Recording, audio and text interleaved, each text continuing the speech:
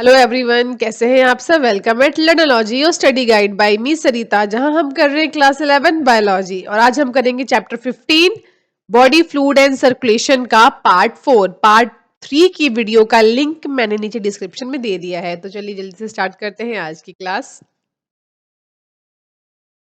Next topic है human circulatory system, which is also known as blood vascular system.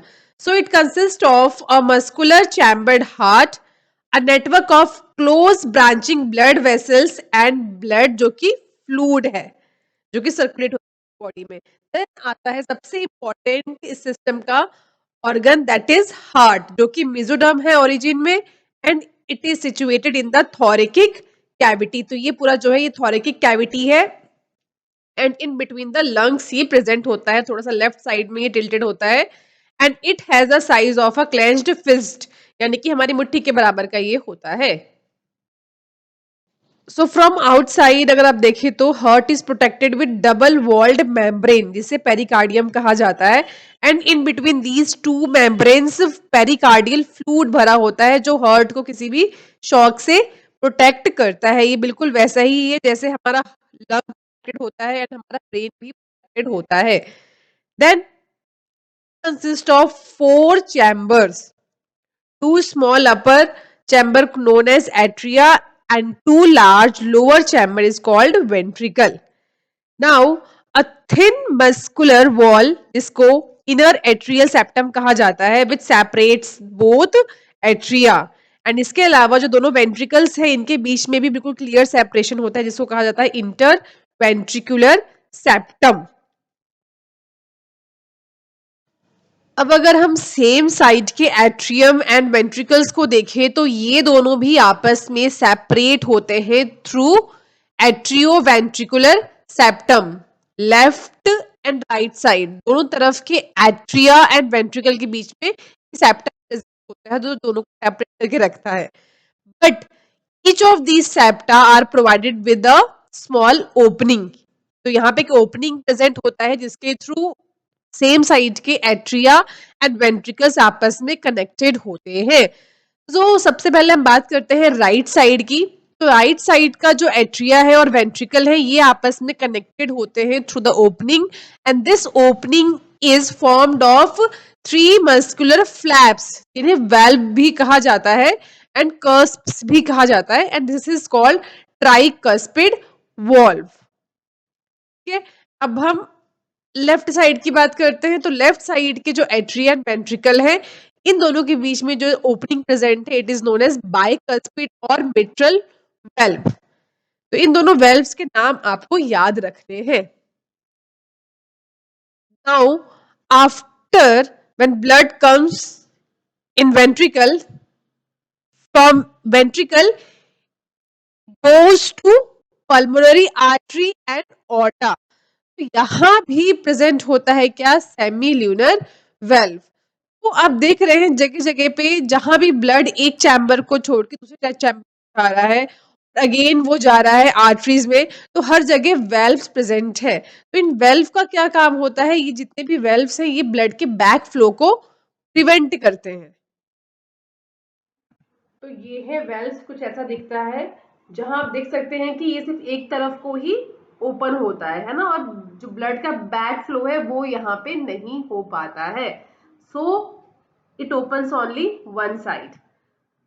Now the entire heart is made up of cardiac muscles. तो cardiac muscles के बारे में आपने class 9th में पढ़ा होगा, है ना। It is a special muscle. so the walls of ventricle are much thicker than that of atria। तो एट्रिया जो है उसके कंपैरिजन में वेंट्रिकल ज्यादा थिक होता है ना। ऑब्वियस है बिकॉज वेंट्रिकल से जो ब्लड है वो कहाँ जा रहा है, हार्ट से बाहर जा रहा है पंप होकर के, तो ऑब्वियस है उसका थिक रहना काफी इंपॉर्टेंट है। Now a specialised cardiac musculature called nodal tissue. तो अब एक स्पेशल मसल आता है जिसको हम नोडल टिश्यू भी कहते हैं, is also distributed in the heart. तो यहाँ पे इसका एक पैच हमें देखने को मिलता है, कहाँ पे, राइट एट्रियम के अपर कॉर्नर में, जिसको शॉर्ट में कहते हैं SAN, SAN, sino atrial node. इसी का हमें एक और मास देखने को मिलता है, कहाँ पे, सेम एट्रिया के लोअर लेफ्ट कॉर्नर पे, यहाँ पे आप देख सकते हैं जो जो ये दोनों येलो से लेबल्ड है, दीज आर। तो इसको बोलते हैं एवीएन यानी कि एट्रियो वेंट्रिकुलर नोड।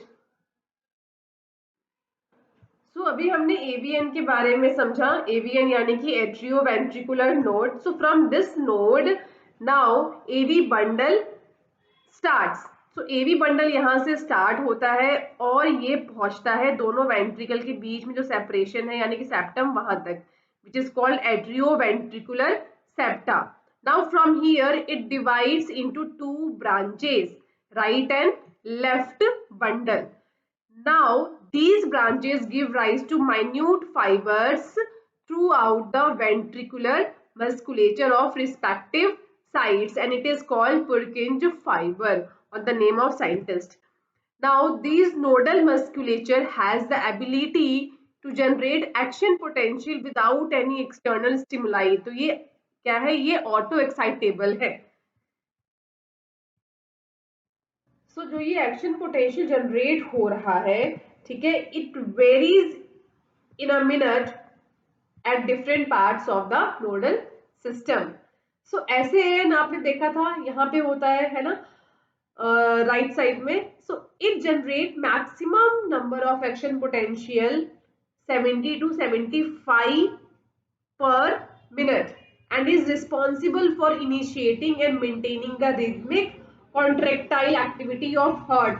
यानी कि जो ऐसे एन है, यहाँ पे कोई प्रॉब्लम आ जाती है तो जो हमारा हार्ट है उसमें कॉन्ट्रैक्शन होना बंद हो जाता है, ठीक है। सो देयरफॉर इसे हमारे हार्ट का पेस मेकर भी कहा जाता है। So our heart normally beat 70 to 75 times in a minute. Average अगर हम ले तो 72 बीट्स पर मिनट। अब हम बात करते हैं कार्डियक साइकिल की, जिसमें हम समझेंगे how does the heart function. तो सबसे पहले हम स्टार्ट करेंगे जब हमारे चारों के चारों चैम्बर्स जो है वो रिलैक्स स्टेट में है, यानी कि they are in joint diastole. तो यहाँ पे हम दो टर्म्स यूज करेंगे, डायस्टोल एंड सिस्टोल। डायस्टोल का मतलब रिलैक्सेशन एंड सिस्टोल का मतलब कॉन्ट्रैक्शन।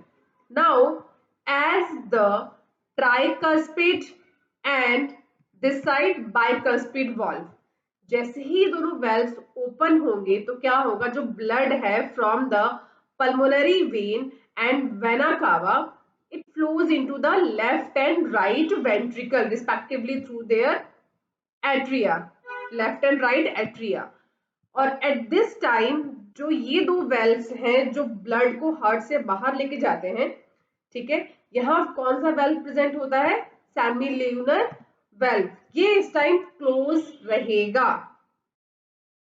तो ये था वेंट्रिकुलर डायस्टोल, यानी कि जब हमारा वेंट्रिकल रिलैक्स स्टेट पे होता है।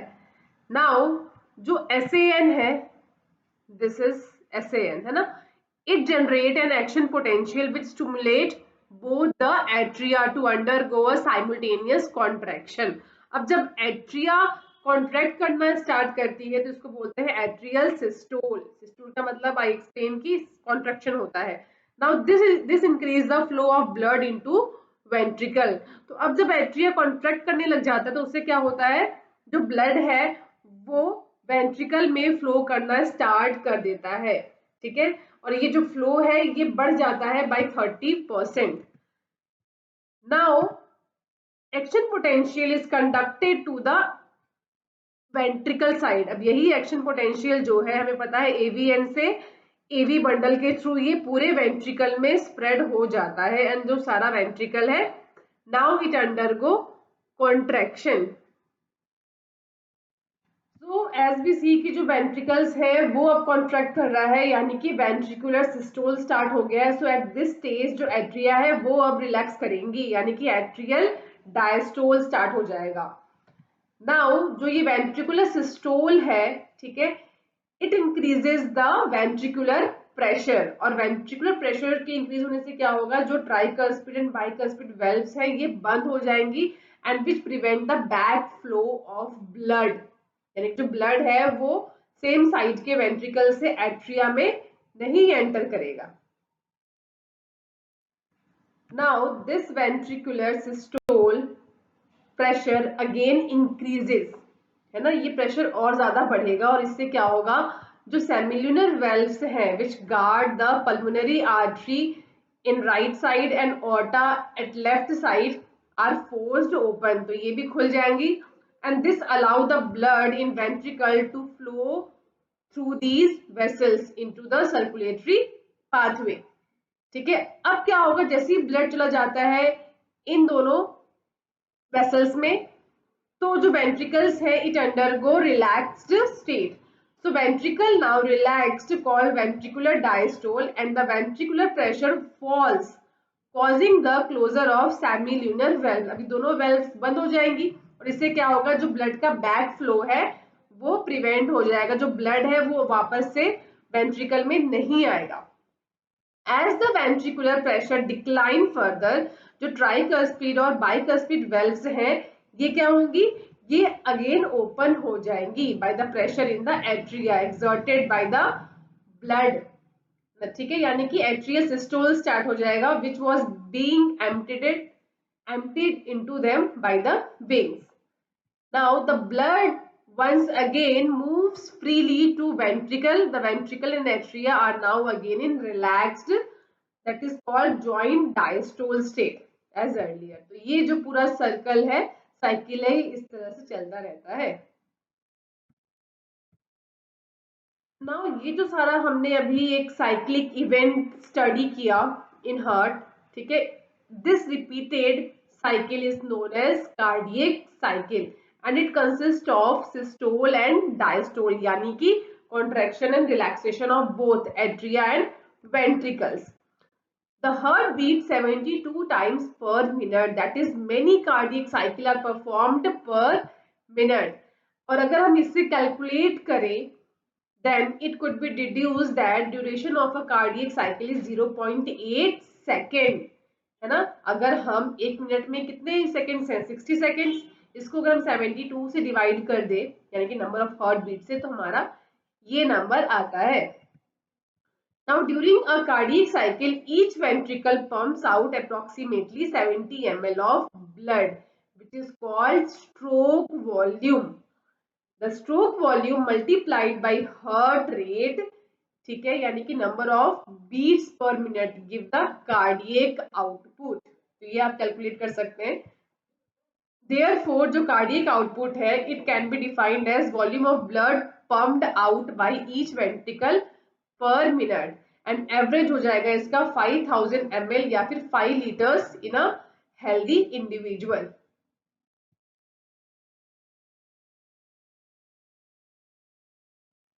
Now this cardiac output is not same for everyone. For example, for an athlete it will be much higher than an ordinary man, है ना, क्योंकि जो एक एथलीट का हार्ट है वो ज्यादा स्ट्रॉन्ग है as compare to ordinary man. Now during a cardiac cycle two prominent sounds are produced which can be easily heard through a stethoscope। जो पहला हार्ट साउंड है उसको कहा जाता है ल। It is associated with the closure of the tricuspid and bicuspid valve। और जो दूसरा साउंड है उसे कहा जाता है ड which is associated with the closure of semilunar valve। These sounds are of clinical diagnostic significance, है ना। तो हमारा हार्ट अच्छे से काम कर रहा है या नहीं कर रहा है, कोई प्रॉब्लम तो नहीं है, तो इनिशियल स्टेज में उसे इसी तरह से चेक किया जाता है। नेक्स्ट टॉपिक आता है इलेक्ट्रोकार्डियोग्राफ यानी कि ईसीजी। तो आपने बहुत सारे सीरियल्स या मूवीज में एक सीन देखा होगा जहां अगर किसी पेशेंट को, किसी पर्सन को कार्डियक अरेस्ट आता है ना, तो हॉस्पिटल का पूरा सीन होता है और वहां पे एक आवाज आती है मशीन से, पी पी पी पी करके ऐसे, है ना। Now this type of machine is called electrocardiograph और जिसे यूज किया जाता है टू ऑब्टेन इलेक्ट्रोकार्डियोग्राम। तो ईसीजी क्या है एक्चुअली, ये एक ग्राफिकल रिप्रेजेंटेशन है किसका, इलेक्ट्रिकल एक्टिविटी का of the heart during a cardiac cycle. To obtain a standard ECG, a patient is connected to machine with 3 electrical leads, one to each wrist and to the left ankle। तो यहाँ पे वो लगाया जाता है and that continuously monitor the heart activity। For a detailed evaluation of heart function क्या किया जाता है, multiple leads लगाए जाते हैं to chest region. So here we will talk about a standard ECG. तो standard ECG क्या होता है? So this is a standard ECG, electrocardiogram. तो ये जो है ये P से T तक जो ये डिफरेंट लेटर्स आप देख रहे हैं, ये सारा हमें बताता है हमारे हार्ट की एक्टिविटी को. तो यहाँ जो सबसे पहला लेटर है P, it represent the electrical excitation या फिर डीपोलराइजेशन ऑफ एट्रिया. तो जहाँ जो एट्रिया है वो रिलैक्स्ड होती है पहले तो, है ना, और जैसे ही वो कॉन्ट्रैक्ट स्टार्ट करती है तो उसको यहाँ पे मॉनिटर किया जाता है. So it is the starting of contraction of atria. Now QRS complex, it represent the depolarisation of किसका, वेंट्रिकल्स का. यानी कि अब जो वेंट्रिकल्स है वो कॉन्ट्रैक्ट कर रही है, वेंट्रिकुलर सिस्टोल स्टार्ट हो रहा है.